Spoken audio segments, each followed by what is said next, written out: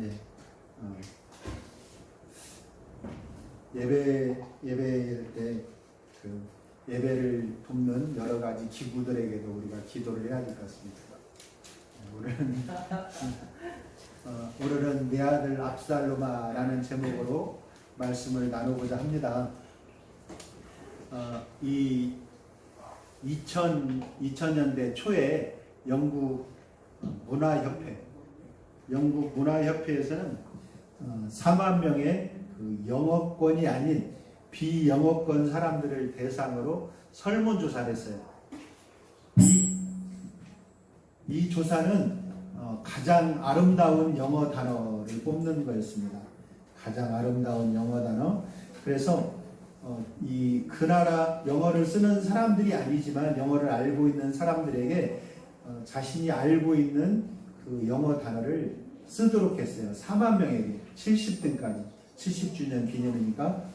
그리고 그 생각대로 결과를 발표를 했는데 1등에서 50등까지 발표를 했어요. 이제 시간 관계상 몇 가지 단어는 말씀드리겠지만 시간 관계상 1위에서 5위까지만 한번 알아보도록 하겠습니다. 1등이 뭘까요? 1등. 영어 단어에서 가장 아름다운 단어, 어떤 사람은 beautiful이라고 하더라고요. 아름다운이란 뜻이라고 한다는데 그게 아니라 이제 내용적으로 가장 아름다운 단어. 잘 모르죠. 그래서 생각을 돕기 위해서 2등부터 3등까지 한번 알아보겠습니다. 2등은 열정입니다. 열정. 무엇인가를 정말 열심히 하는, 또한 정말 뜨겁게 사랑하는 그러한 모습이죠.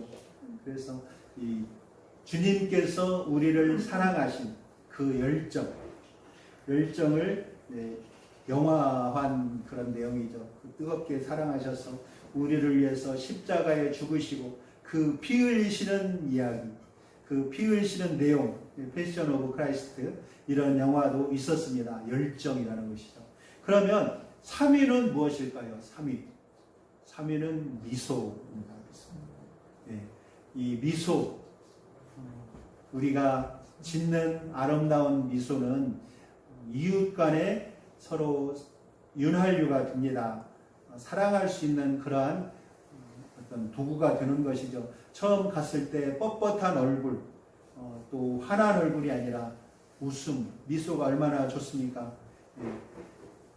걱정을 모두 벗어버리고서 웃어요. 우리는 이렇게 스마일로 다가가야 됩니다. 그래야만이 정말 사랑하는 이러한 사유를 이룰 수가 있다는 것이죠. 그러면 열정, 2등이 열정, 3등이 미소. 그럼 1등이 다시 1등으로 돌아가서 1등이 무엇일까요? 러브. 러브도 있기는 있었습니다. 그런데 1등은 어머니라는 내용이었습니다. 어머니, 우리를 사랑하시고 진자리 마른 자리 갈아누시며 우리를 기르셨던 그 어머니라는 단어가 가장 아름답다는 것이죠. 우리는 어머니에 대한 어떤 사진, 그 아이를 업고 새벽 기도를 가는 그 모습, 또 자신은 굶주리면서도 아들 입에 음식을 넣어주는 그런 그 원주민들의 그림들, 이런 그림들을 보았을 것입니다. 또한 그 어머니에 대한 사랑, 어머니가 우리 사랑하셨고 어떻게 했다, 그런 이야기들을 많이 알고 있을 거예요. 이제는 잊어버렸지만 예전에는 알고 있었을 것입니다. 그래서 우리는 이 사람들은 어머니를 가장 아름다운 단어 첫 번째로 올려놓았던 것 같아요. 그러면 4위는 무엇이었을까요? 4등. 어머니, 열정, 미소, 네 번째. 아버지. 설마 아버지가 들어가겠습니까? 아버지. 4위는 아까 사모님 말씀하신 러브입니다. 사랑. 사랑이 바로 이 아름다운 단어에 속하죠. 그러면 이제 5위까지만 한다고 했잖아요. 5위가 무엇이었을까요? 5위가 아버지라고 생각하는 분도 있을 텐데, 그러면 얼마나 좋겠습니까? 5위는 영원하다. 우리의 삶은 우리 천국에서 영원히 살 것입니다. 영생을 얻었습니다. 이런 영원이죠. 영원. 이게 5위. 그리고 운명. 좀 기억에 남는 말들이 운명, 자유, 평온함, 평화, 꽃이 피는 모습, 햇살, 이런 것들이 다 들어갔어요. 그러면 아버지라는 단어는 과연 몇 등이었을까요? 50등까지의 단어 중에서 50등까지 사이에서 아버지란 말은 없더라는 것이죠. 참 안타까운 일입니다. 성경에도 보면은 이 어머니의 사랑에 관련해서 소개된 이야기들이 많이 있죠. 또 훌륭한 어머니들이 많이 있습니다. 예를 들자면 그 이스라엘 민족의 영원한 지도자 모세를 키워낸 요게벳의 사랑. 그 요게벳은 이제 그 당시에 모세가 태어날 때 산의 아이가 태어나면 강에다 버리라고 그랬어요. 그 아이를 키우면은 죽임을 당할 수 있는 그런 상황이었습니다. 그런데도 그 아이를 끌어안고 3개월을 키웠어요. 그래도 어디선가 누군가가 주워가 되려도 젖은 떼야지. 그래서 3개월은 키웠단 말이죠. 이제 우는 소리가 커져서 더 이상 키울 수 없게 되었습니다. 그래서 갈대로 배를 만들어서 이제 강에 띄워보내는 것이죠. 어딘가로 가서 살아야 된다. 그런데 하나님의 은혜로 그 아이가 애굽 공주에게 건짐을 받았어요. 그래서 아기를 키우려고 보니까 아직 어리잖아요. 이름을 모세라고 지어주고, 어리니까 유모를 구했습니다. 유모를 구하니까 또 마침 그 친어머니가 유모가 됐어요. 그래서 그 아이를 키웠는데, 그동안에 그 아이에게 그 하나님의 사랑을 그렇게 전해주고, 또 자기의 신앙을 아들에게 연결시켜 주었습니다. 그리고 철저한 민족 의식. 유대인은 그래서 어머니가 유대인일 경우에는 태어나면 유대인이라고 합니다. 근데 아버지가 유대인이면 아니라는 거예요. 그 신앙을 받아들여야만이 유대인이 된다라고 그런 얘기를 들은 적이 있습니다. 또한 사무엘의 어머니 한나는 원래는 자식이 없었죠. 자식이 없었는데 눈물로 기도해서 얻은 자식입니다. 얼마나 그 자식이 사랑스럽고 정말 눈에 넣어도 안 아픈 그런 자식이었습니까? 그런데 그 아들을 더 큰 사랑으로 성전에 보내서 민족의 지도자 사무엘 선지자가 되도록 했던 그 어머니. 또한 세례요한의 어머니 엘리사벳은 어릴 때부터 그 아들을, 아직 뱃속에 있을 때부터 그 아들을 하나님께 성별하여 바친 어머니입니다. 주의 길을 예비하는 선지자로 그 아들이 성장할 수 있게 하였던 것이죠.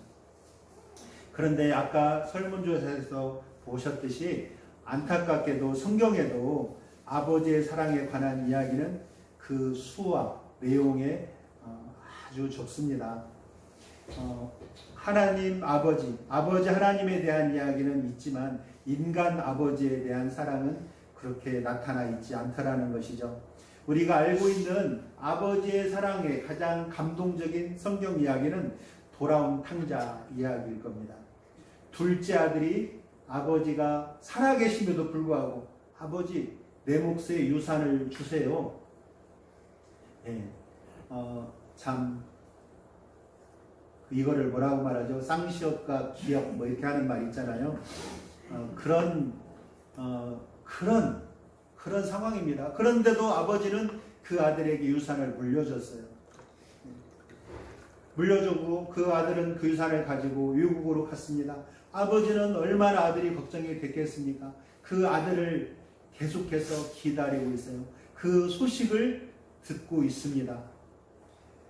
예, 그리고 그 아들이 결국 자기에게 물려준 모든 재산을 다 써버리고 돌아올 때, 굶주림에 시달리다 못해서 돌아올 때 그 아들을 아들은 생각을 했을 거예요. 내가 무슨 낯으로 집에를 갈까? 문을 열고 어떻게 들어갈까? 내가 너무 거지같이 돼서 우리 종들이, 아버지의 종들이 나를 못 알아보면 어떡하지? 하고 집으로 걱정하면서 왔을 것입니다. 그런데 이미 저쪽에 있을 때부터 아버지는 그 아들을 알고 있더라는 것이죠. 예, 상거가 서로 간의 거리가 먼데 아버지는 그 아들을 보고 쫓아옵니다. 아들은 주춤주춤 나아갑니다. 아버지는 아들을 끌어안고 그 동안에 어떤 허물이든지 다 용서하고 그래 돌아온 것으로 됐다 하면서 얼싸안고 기뻐합니다. 그리고 자신의 가락지를 아들에게 끼워주고 또 큰 잔치를 벌인다는 이러한 정말 눈물겨운 이야기죠. 그러나 사실 이 아버지 사랑 이야기는 우리 인간의 사랑 이야기라기보다도 우리 타락한 인간이 돌아오기를 기다리시는 하나님의 사랑, 그것을 비유로 표현한 것일 것입니다. 인간 아버지가 있었다 그런 얘기는 아닐 것이죠. 저는 우리의 아버지한테 사랑을 많이 받고 이 딸을 6을 낳고 저를 낳았어요. 물론 그의 형님들도 있습니다. 근데 딸을 계속해서 낳고 이제 저를 낳았는데 제가 아버지의 사랑을 받기는 받았어요. 그런데 그래도 기억이 남는 것은 그 아버지의 사랑은 참 투박하다. 어느 날 제가 방에 있다가 무슨 심사가 있어서 그런지 문을 우리 문은 이게 아래 방하고 윗방하고 이었어요. 그러니까 방문이 8개입니다. 앞문, 뒷문, 두 짝, 위에 두 짝, 8개인데 그거를 놀면서 다 찢었어요. 손가락으로 이렇게. 네. 손가락 다 찢고 밖에 나가서 즐겁게 놀고 있었습니다. 그런데 갑자기 누군가가 뒤에서 회초리 같은 걸로 내려치더라고요. 그래서 이제 놀라서 쳐다보니까 아버지가 눈이 새빨개져 가지고 이 전나무까지 이만한 걸 끊어가지고 확 내려치더라고요. 아무튼 많이 맞았습니다. 근데 왜 때리는지를 제가 모르는 거예요. 네, 왜 때리는지. 막 억울해가지고. 그렇게 있다가 한 이틀 지나서 그때 내가 찢어서 때렸구나. 그걸 그때서 알게 됐어요. 참 둔하고 어리석죠. 근데 아버지의 사랑은 다감하기보다는 투박하죠. 조금은 투박하고 또 부드럽다기보다는 거친, 어쩌면 이 부드러운 수건이라기보다는 떼수건으로 문질러지는 그러한 사랑이 아닐까 생각됩니다. 오늘은 이 다윗왕을 보면서 다윗왕을 통해서 알 수 있는 아버지의 사랑은 어떤 것일까 한번 생각해 보고자 합니다. 다윗은 이스라엘의 2번째 왕이잖아요. 그리고 40년간 통치를 했습니다. 다윗이 왕위에 있는 동안 종교적으로 또 정치적으로 12지파로 나누어져 있던 이스라엘이 통일이 되었어요. 그리고 오랫동안 평화를 이루었고 주변에 있는 모든 나라들을 점령해서 이스라엘이 부유한 전성기를 이끌었습니다. 어떻게 보면 정말 돈 많고 성공한 아버지죠. 아버지. 그러한 아버지입니다. 그런데 하나님께서는 이 다윗의 귀한 마음이 있죠. 내가 이렇게 백향목 궁에서 살아가는데 하나님의 전을 내가 지어드려야겠다. 이러한 귀한 마음을 하나님께서 보시고 그에게 네 가문에 메시아가 나도록 하겠다. 이렇게 선지자를 통해서 말씀을 하셨습니다. 정말 이래 보기에는 금수저잖아요. 금수저가 아니라 다이아몬드 수저인 아버지예요. 성공한 아버지. 요즘 그런 말 있죠. 태어나 보니 아버지가 왕. 네. 뭐 그런 금수저. 그런데 이 다윗이 어렸을 때 과연 부모님의 사랑을 받고 살았을까요? 성경에서는 그것에 대해서는 자세히 말하지 않고 있습니다. 다윗의 아버지 이새는 베들레헴의 유지였어요. 꽤 유명한 사람이고 재산도 어느 정도 있는 사람이었을 것입니다. 그 재산이 어디 가겠어요? 보아스 때부터 유명한 집안 아닙니까? 그런데 그 집안에, 그 동네에 어느 날 선지자가 찾아왔어요. 사무엘 선지자죠. 훌륭한 선지자가 찾아와서 이야기를 합니다. 지방 유지들은 깜짝 놀랐어요. 이 선지자가 왜 갑자기 왔을까? 저 선지자가 조금이라도 기분 나쁘면 우리 동네에 아주 안 좋은 일이 있을 수도 있는데 왜 왔을까 생각하면서 두려워서 떨었어요. 이 내용을 한번 보겠습니다. 사무엘이 여호와의 말씀대로 행하여 베들레헴에 이르매 성읍 장로들이 떨며 그를 영접하여 이르되 평강을 위하여 오시나이까. 만약에 평강이 아닌 다른 마음을 품고 온다면 이 동네에 아주 위험한 상황이 듭니다. 이르되 평강을 위함이니라. 내가 여호와께 제사하러 왔으니 스스로 순결하게 하고 와서 나와 함께 제사하자 하고 이새와 그의 아들들을 성결하게 하고 제사에 청하니라. 사무엘 선지자는 이새라고 하는 사람에게 아들들을 다 데리고 와라 라고 했어요. 왜냐하면 하나님이 그 아들 중에 다음에 왕감이 있으니 내가 얼굴을 볼 때 알려주겠다 이렇게 하셨거든요. 그래서 모두 데려오라라고 했어요. 그러니까 여기에서 두 가지를 알 수가 있습니다. 그 사무엘 선지자의 말은 따라야 되는, 정말 어겨서는 안 되는 그러한 말이었다는 것이죠. 데리고 와라. 처음에 왔을 때부터 떨며 맞이한 그런 사람이 데리고 와라. 그러면 다 데리고 가지 않겠습니까? 그런데 여기에서 한 사람이 빠졌는데요. 그 사람이 누구예요? 막둥이 다윗이 빠졌다는 것입니다. 다윗은 그 자리에 끼지 못하고 들에서 양을 치고 있었어요. 그 조상 보았을 때부터 가지고 있는 재산을 보았을 때 다윗에게도 어느 정도 재산이 주어졌을 텐데 다윗은 농사를 짓지 않고 양을 치고 있더라는 것이죠. 양친다는 것은 농사 짓는 사람보다도 천한 직업입니다. 다윗은 그 양을 치고 있었어요. 아마도 다윗은 크게 주목받지 못하는 아들이었을 거라는 것이죠. 또한 골리앗과의 싸움에 나갈 때도 전쟁터에 찾아온 다윗을 무지막지하게 야단치는 이 큰형의 모습을 볼 수가 있습니다.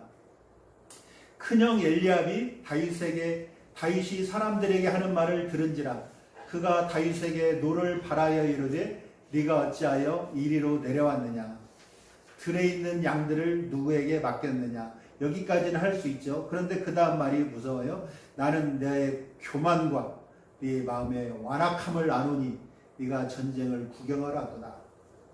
일반적인 형이 동생을 꾸짖는 말이 아니에요. 험하게 꾸짖는 그러한 말입니다. 그뿐만이 아니라 다윗도 이 시편에서 어렸을 때에 정말 귀하게 대접받지 못하고 살았다, 그런 이야기를 고백하는 내용이 있습니다. 시편 27편 10절입니다. 내 부모는 나를 버렸으나 여호와는 나를 영접하시리로다.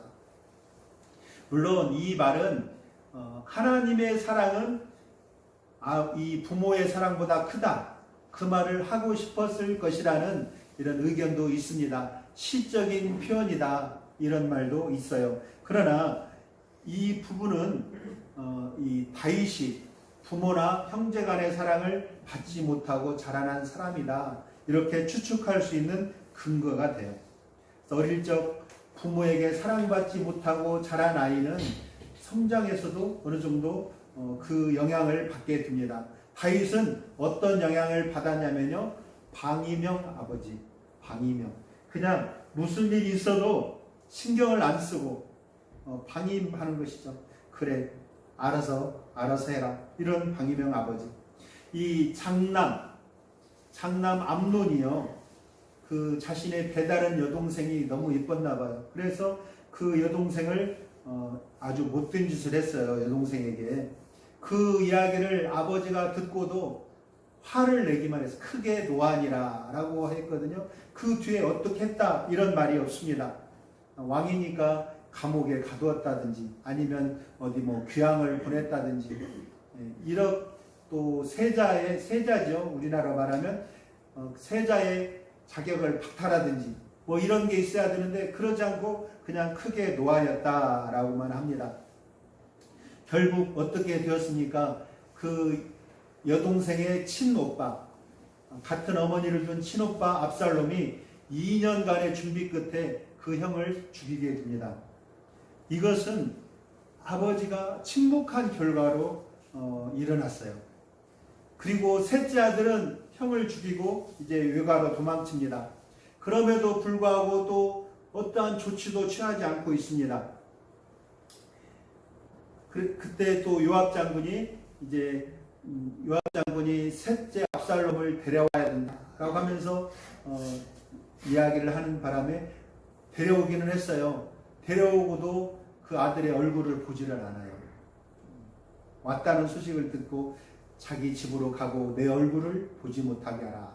이렇게 이야기를 하는 것입니다.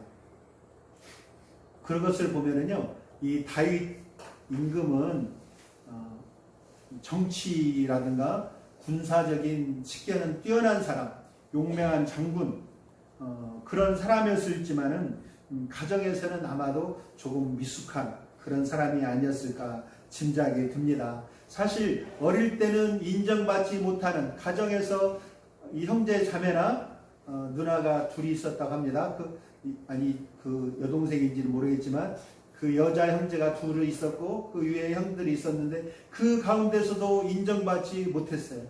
또 이 어느 정도 자라서는 쫓겨다니면서 살았습니다. 죽음을 항상 앞두고 살았어요. 그러다 보니 이 다윗은 정말 이 화목한 가정, 나는 화목한 가정을 이루고 싶다. 어떻게 해서든지 우리 자녀들이 서로 사랑하는 가정을 이루고 싶다. 이런 꿈을 가졌을 거예요. 그 화목한 가정을 지키기 위해서 큰아들이 큰 죄를 지었음에도 모른 척하고 그 일로 인해서 셋째가 장남을 죽이는 그러한 사건이 터져도 손을 쓰지 못하는 아버지 모습이죠. 근데 죄는 죄를 낳습니다. 결국 집안에 큰 사건이 터지고 맙니다. 외가로 도망쳤다가 겨우 돌아온 이 셋째 아들이 아버지가 외면하는 그 사이에 세력을 모으게 되는 것이죠. 사람들이 올 때마다 그 사람들에게 좋은 말을 해주고 내가 성공하면 너에게 잘 해주겠다. 이렇게 한 다음에 세력을 모아가지고 아버지를 쫓아내고 자기가 왕이 되려고 반란을 일으키는 것입니다. 다윗은 아들과의 전쟁을 피하고 싶었어요. 그래서 도망을 칩니다. 강 건너 마하나임, 예루살렘에서 가장 먼 곳입니다. 예전에 그 사울의 아들 이스보셋이 이곳에서 7년 반 동안이나 왕노릇하던 그곳이에요. 그곳으로 도망을 쳤습니다. 이스라엘 땅끝, 이스라엘 뭐 큰 나라는 아니지만 아무튼 땅끝까지 도망쳐 갔는데 그곳까지 압살롬이 아버지를 죽이려고 쫓아왔다라고 합니다. 오늘 말씀 읽은 중에서는 에브라임 숲에서 퍼져서 싸웠다라는 그런 이야기가 있지만 그 다윗의 군대가 요단강을 건너갔다 말은 없는 것을 보면 이 압살롬의 군대가 쳐들어온 것이 맞을 것입니다. 그래서 다윗은 어쩔 수 없이 압살롬의 군대와 싸울 수밖에 없었어요. 그래서 이제 군대를 조직해서 나갑니다. 오늘 1절 말씀 보면 이에 다윗이 그와 함께 백성을 찾아가서 천부장과 백부장을 그들에게 세우고 다윗이 그의 백성들을 내보낼세 그리고 왕이 백성에게 이르되 나도 반드시 가리라. 왕은 이 막상 전쟁이 시작이 되려고 하니까 아들의 신변이 걱정이 됐어요. 자기를 죽이려고 온 아들의 신변이 걱정이 됐죠. 예전에 이 다른 이야기도 그런 게 있습니다. 아버지와 아들이 전쟁터에서 마주쳤어요. 그래서 이제 아버지가 이야기를 합니다. 우리가 1대1로 싸워서 우리 백성들은 피해를 가지 않도록 하자. 칼을 들고 서로 찌르기를 했습니다. 달려가서 찔렀죠.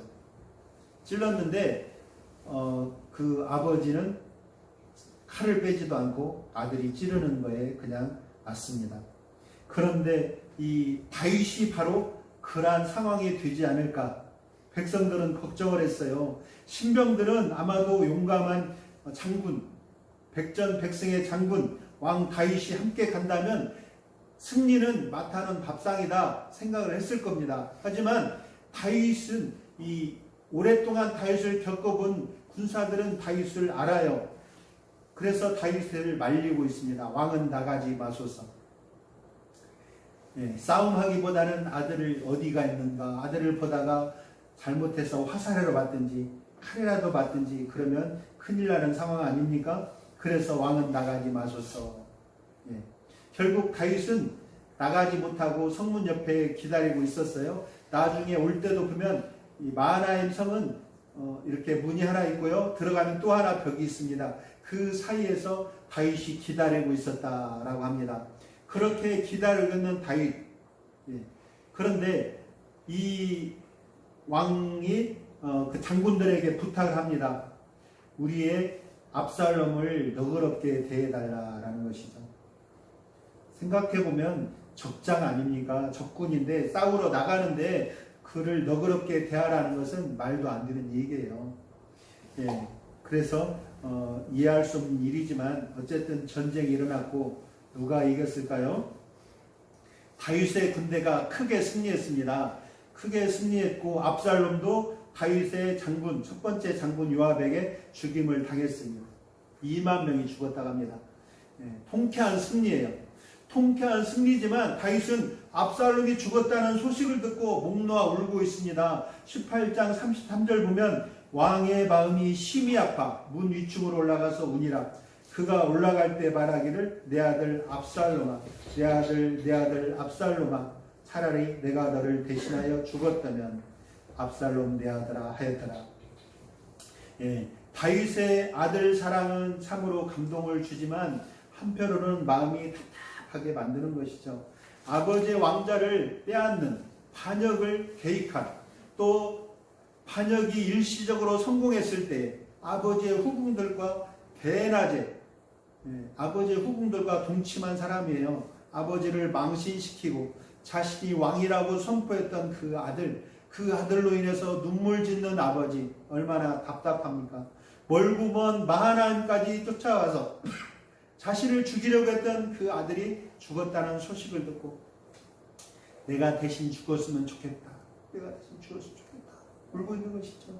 우리는 그 모습을 보면서 아버지의 사랑을 느끼기도 하지만 또 물없이 고구마 3개를 먹은 것 같은 답답함이 이렇게 느껴져요. 결국 아들과 이 다윗과 아들 압살롬의 전쟁은 슬픔으로 끝났어요. 그러나 우리는 여기에서 오늘날 아버지들이 또 함께하는 어머니들의 사랑을 보아야 합니다. 어머니의 사랑은 집 떠나서 굶주리고 있다. 아들이 집 떠나서 굶주리고 있다는 소식을 들면 집신을 끌고 천리길을 찾아가는 것이 어머니의 사랑입니다. 아버지의 사랑은 아들이 돌아올 날을 묵묵히 준비하면서 기다리는 사랑이죠. 어머니의 사랑은 주고 또 베푸는 사랑이고 아버지의 사랑은 갈무리하면서 그 아들에게 줄 날을 바라보고 있는 그런 사랑이라는 것입니다. 어머니의 사랑은 아버지의 사랑은 견디는 사랑이죠. 아들이 군대 갈 때 어머니는 눈물을 흘립니다. 그러셨나요? 네. 아들이 군대 고개를 흔드는 것 같은데 아들이 군대 갈 때 어머니는 눈물을 흘려요. 하지만 아버지는 말없이 속 울음을 울고 있습니다. 여러분, 이 전쟁의 주인공이 다윗이고 압살롬이고 요압입니다. 하지만 이 전쟁의 주인공은 사실 우리입니다. 교만함으로 하나님의 자리까지 앉으려 하는 마음, 고귀한 하늘의 자리에서 인간 인간이 있는 이 낮은 자리까지 오신 예수님을 비난하고 내가 그분과 동등한 것으로 착각하는 마음들. 나는 죄를 범하는 사람, 죄를 범하는 그런 사람들을 보면서 하나님은 뭐 하시나? 저런 사람 안 잡아가고 나는 안 그런 척. 이러한 마음들이 바로 요압의 마음이고 압살롬의 마음이고 다윗의 마음이라는 것입니다. 어찌할 수 없는 상황 속에서 통곡하는 다윗. 어떻게 보면 또 유유부단하고 또 방임하는 그러한 모습이 허물 많은 우리의 아버지요 어머니의 모습이었을 것입니다. 그러나 하나님은 이 패역한 세대를 사랑하셨습니다. 그들이 돌아오기를 기다리셨어요. 끝없이 선지자를 통해 말씀으로 권면하셨고 대신 죽으시기 위해서 이 땅에 오셨습니다. 그런데도 세상은 하나님의 사랑, 또 하나님이 주신 그 위대한 사랑의 소유자 어버이의 사랑을 희석시키고 있습니다. 이 아버지의 사랑, 또 어머니의 사랑, 존경받아야 할 이 어버이의 사랑이, 또 하늘보다 높은 하나님의 사랑이 계그의 소재가 되고 있습니다. 마땅히 존경받아야 할 그 희생들이, 아버지의 희생이 꼰대라고 하면서 무시되고 있고, 어머니의 사랑도 잔소리 대왕이라고 치부하고 있습니다. 그로 인해서 다윗과 압살롬처럼 부모의 신앙이 자식 세대에게로 전해지지 않고 있다는 것이죠. 사랑받지 못한 사람은 다음 세대의 사랑을 전하기가 어렵습니다. 그러나 우리는 자신을 내어주기까지 우리를 사랑하신 하나님의 사랑을 받아 누리는 사람입니다. 그 사랑을 전하며 신앙의 대를 이어 믿음을 계승해야 합니다. 뿌린 대로 거두는 것이 믿음이에요. 아브라함이 아내를 누이라고 하니까 그 아들 이삭도 리브가를 누이라고 했습니다. 그러나 아버지가 하나님을 전심으로 섬길 때 그 신앙이 이삭, 야곱, 요셉에게로 이어지는 모습을 볼 수가 있는 것이죠. 지금은 무엇이 옳고 무엇이 그른지 알 수 없는 혼란한 시대예요. 우리의 부모들은 남자 며느리 원치 않아요. 그렇죠? 네, 여자 사위 원하지 않습니다. 그런데 우리의 자녀들은 그것이 개인 취향이다라고 생각합니다. 그럴 수도 있지. 우리는 절대 아니다. 하지만 우리의 자녀들은 마음에 안 들지만 그럴 수 있지. 이렇게 생각한다는 것입니다. 이런 때일수록 우리가 먼저 믿는 부모가 먼저 신앙인으로 본을 보이고 하나님의 사랑이 넘치는 가정을 이루어가야 하고 서로 사랑하는 모습을 보이고 믿음의 본을 보여야 할 것입니다. 서로 사랑하고 존중하고 행복이 넘치는 가정, 주님의 은혜와 평강이 넘치는 가정을 이루어야 할 것입니다. 어렵죠? 네, 어려워요. 참 수고 많으십니다. 우리 어머니, 아버지들 정말 감사합니다. 네, 정말 감사합니다. 네, 참 어려운 이 시대에 하나님을 닮은 사랑을 우리 자녀들에게 주을 수 있어야 됩니다. 또 우리의 신앙을 자녀들에게 연결시켜서 우리 모두 천국에서 기쁘게 만날 수 있도록 품어주실 수 있기를 바랍니다.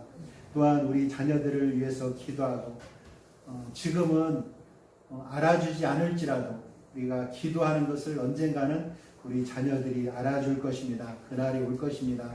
또 평강과 기쁨의 가정, 서로 신앙을 이어받는 우리 모두가 되시기를 주님의 이름으로 축원합니다. 네. 기도하겠습니다. 아버지 하나님 감사합니다. 우리에게 주신 이 가정에서 주님의 사랑과 하나님께서 우리를 정말 돌보시는 것을, 그 믿음을 다음 세대에게 전하게 하시고 또 그 사랑하심을, 이 나라를 사랑하시고 이 대한민국과 또 우리 교회를 세워주셨음을 우리가 깨닫고 전해 나가는 그러한 가정이 되게 하여 주시옵소서. 주님, 우리 가정을, 우리 자녀들을, 우리 부모들을 지킬 줄 믿습니다. 감사합니다. 예수님의 이름으로 기도합니다. 아멘. 354장 찬양하겠습니다.